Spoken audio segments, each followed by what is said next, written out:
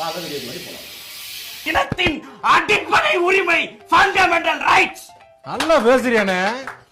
விஜய் அவர்கள் வந்து பாத்தீங்க அப்படின்னா ஒரு 2 நாட்களுக்கு முன்னாடி என்ன பண்றாருன்னா அரசியல் ஆலோசகர்னு சொல்லலாம் பிரசாந்த் கிஷோர் வந்து நேர்ல போய் சந்திச்சுட்டு வராரு.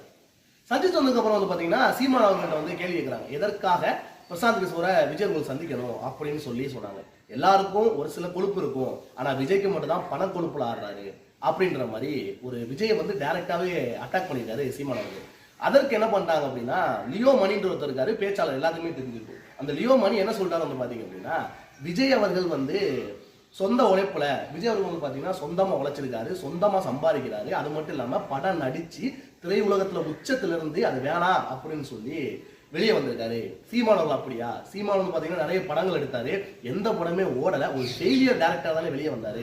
அவர் ஏதோ திரையுலக வாழ்க்கையை விட்டுட்டு வந்த மாதிரி பேசுறாரு. திறமை இருந்துச்சு விஜய் அவர்கள்